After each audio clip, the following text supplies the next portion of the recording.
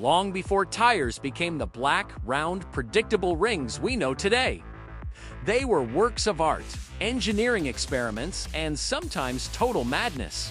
The early decades of the automobile were an age of curiosity, a time when inventors weren't afraid to ask, what if? What if tires didn't need air? What if they could glow in the dark? 1956 Cadillac Eldorado Biarritz, white walls gone wild. It was the mid-1950s, the golden age of chrome, color, and unapologetic excess. America had just emerged from war and was roaring into prosperity. Suburbs were rising, rock and roll was shaking the airwaves, and the open road had become the ultimate symbol of freedom. In this world of optimism and indulgence, one car stood as a monument to luxury, the 1956 Cadillac Eldorado Biarritz. This wasn't just transportation, it was performance art. Every inch of the Eldorado was sculpted too, announced that you'd made it from the glimmering tail fins to the waterfall grille. But what truly stole the show wasn't its size or shine. It was the tires, for massive, gleaming white rings that seemed to float beneath the car, brighter than the paintwork itself. These were the white wall tires, and on the Eldorado Biarritz, they reached their final, glorious peak. White walls had begun decades earlier as a mark of refinement. The white rubber was softer and more expensive to produce, but by the 1950s, they had become a status symbol, as essential to American glamour as pearl necklaces or silver cufflinks. Cadillac, the king of luxury, decided that if subtle white walls were classy, giant white walls would be divine. The result was almost comical. Tires so wide and white that from a distance, it looked like the car was gliding on porcelain dinner plates. They weren't just decorative. They defined the Eldorado's entire silhouette. As sunlight hit the wheels, the car seemed to hover, glowing against the asphalt. Parked in front of a hotel or cruising down a palm-lined boulevard, the Eldorado didn't need to move fast, it just needed to be seen. But beauty has its price. Those gleaming white rings were a nightmare to maintain. The soft rubber absorbed dust, oil, and grime like a sponge. Owners spent hours scrubbing them with bleach and brushes to keep them spotless. One muddy road trip could ruin the look completely. Yet no one complained, because to drive an Eldorado Biarritz wasn't about convenience. It was about presence. Inside, the car was a palace, hand-stitched leather seats, gold anodized trim, and a dashboard that looked more like a cocktail bar than a control panel. Everything about it whispered indulgence. And those giant white walls on the outside, they were the final exclamation mark, the visual proof that you lived in style. In truth, they were impractical, fragile, and expensive. But that didn't matter. The 1956 Eldorado was from a time when cars were rolling, expressions of the American dream, big, bold, and bursting with confidence. The wider the white wall, the higher your status. The cleaner the shine, the bigger your legend. Today, collectors cherish those oversized white walls, not for their performance, but for their personality. They represent a lost era. 1948 Tucker 48, the tire that steered the future. In the late 1940s, America was ready for something new, something visionary. The war was over, industry was booming, and innovation was in the air. Into this world rolled a man with a dream far bigger than Detroit's imagination, Preston Tucker. His car, the legendary Tucker 48, was meant to be the automobile of the future, streamlined, safe, and ahead of its time, right down to its tires. While most automakers played it safe with tradition, Tucker dared to experiment. He believed the key to safety wasn't just in the body or the brakes. It began where the car met the road. His engineers designed a revolutionary suspension and tire system that promised unmatched handling. In early prototypes, Tucker even experimented with asymmetrical directional tire treads, something unheard of in the 1940s. The idea was genius on paper. Tires that gripped differently depending on direction and position, enhancing stability through sharp turns. But in practice, it was chaos. Test drivers reported the car felt alive, wobbling slightly on uneven roads. The directional treads wore unevenly, forcing frequent replacements. Yet, it was typical Tucker, bold, risky, unwilling to accept limits. Then came the Cyclops Eye, the car's third, central headlight that turned with the steering wheel. It became an icon of innovation. But what most people don't realize is how it worked with the tire design. Tucker's front wheels were engineered to pivot more aggressively during turns, allowing sharper control. The steering mechanism and suspension were so advanced that even decades later, sports cars would borrow the same principles. But Tucker's radical thinking frightened the establishment. Big automakers saw him as a threat. The media mocked his ideas, calling the Tucker 48 to futuristic and fragile. Financial and legal pressures soon crushed the company. Only 51 cars were ever built before production was shut down. A heartbreak for a man who wanted to redefine driving itself. Still, his ideas didn't die. The Tucker's aerodynamic shape influenced generations of car designers. Its safety glass, fuel injection system, and reinforced cabin all became standard years later. And those odd experimental tires, they paved the way, literally, for modern directional treads used in today's performance and racing cars. The Tucker 48 wasn't perfect. It was misunderstood, like a prophecy delivered too soon. 1935 Bugatti Type 57 Aerolith, the razor edge wheels. In the 1930s, when most cars still looked like horse carriages without horses, Jean Bugatti imagined something that looked like it had fallen from the sky. The Bugatti Type 57 Aerolith wasn't just a car, it was a vision. A sculpture of speed and elegance that defied gravity itself. Built from a mysterious, silvery metal and shaped like a jet before jets even existed, it became one of the most breathtaking designs ever conceived. But hidden beneath its flowing curves and riveted seams was one of the strangest wheel concepts ever seen.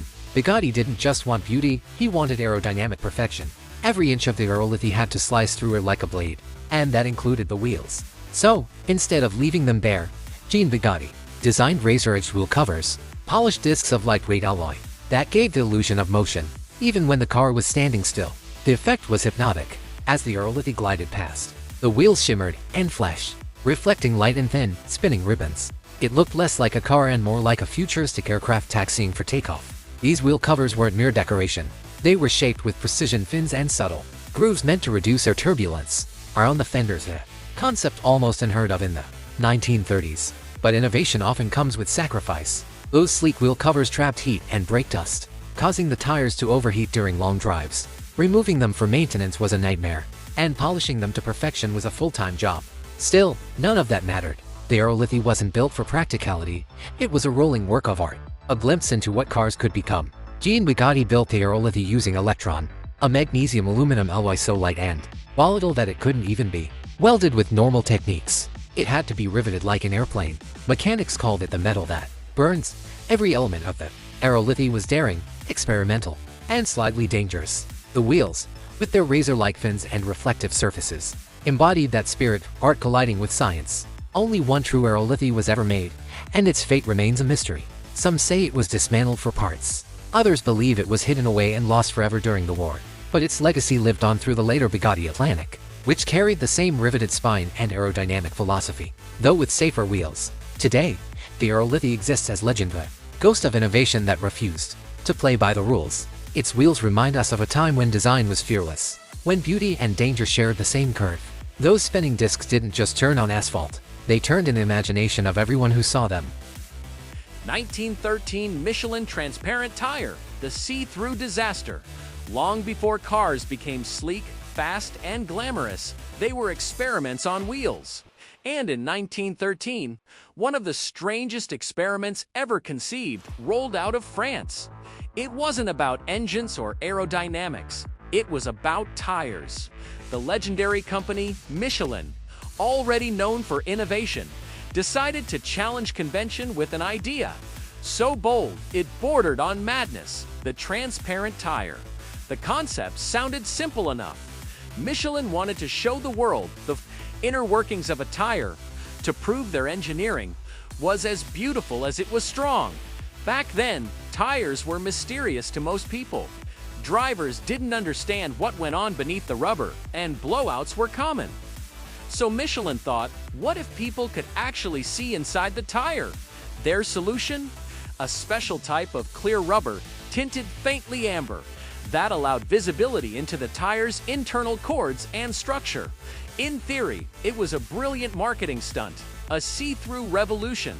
But reality, as always, had other plans. The first prototypes were mesmerizing. Sunlight passed through them, creating a golden glow as the cars moved. Mechanics could watch how the cords flexed and how the inner lining handled pressure. For a brief moment, it seemed Michelin had discovered the perfect fusion of beauty and science. Newspapers called it the window into the wheel. Then came the problems, and there were many. The clear rubber compound was unstable. Under heat, it softened, warped, and became sticky. After a few miles, the transparent tires would begin collecting every speck of dust, oil, and road grime they touched. Within days, they turned murky green, a slimy mix of dirt and oxidized rubber.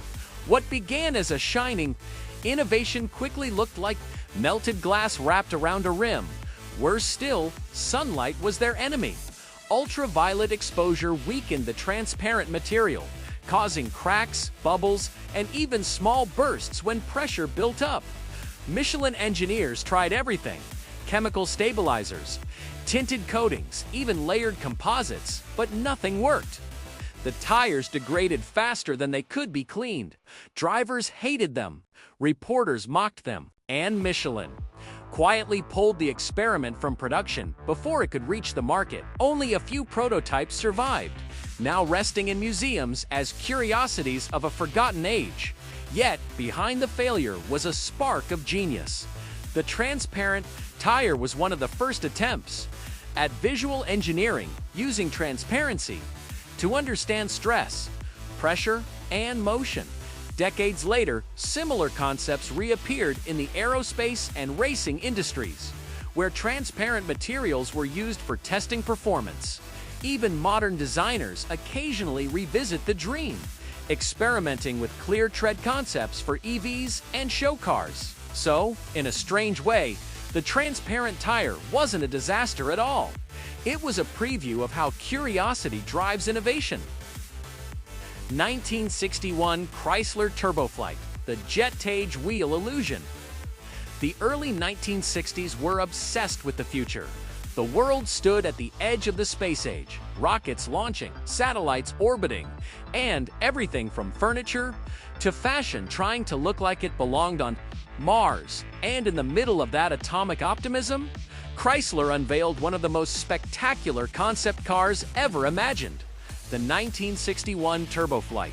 It didn't just look futuristic, it was futuristic. The car seemed alive, like something that had escaped from a science fiction film. With its turbine-powered engine, glass canopy, roof, and knife-edge tail fins, the Turboflight embodied humanity's dream of flight. But even among its many wild ideas, one detail stood out more than anything else: its wheels. Instead of traditional rims, the Turboflight featured jet-ins, wheel discs sculpted, metal covers shaped like turbine blades, designed to give the illusion of motion, speed, and even flame.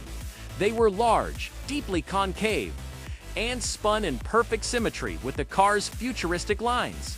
At first glance, it looked as though the car's wheels were jet engines themselves, ready to ignite and launch down the highway. These weren't just decorative flourishes. Chrysler's designers believed the turbine aesthetic represented the next chapter of automotive evolution.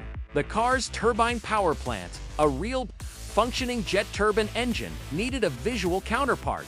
So, the wheels became the statement. Technology turned into art. When sunlight hit them, the reflections shimmered like fire. As the car rolled, the discs created optical illusions, spinning spirals that made it seem like the air was warping around the car. At auto shows, crowds gathered just to watch the wheels move. They didn't just turn, they hypnotized. But beauty, once again, came with a cost. The turbine discs were heavy, far heavier than normal hubcaps. They caused drag, slowed acceleration, and created unsettling vibrations at high speeds.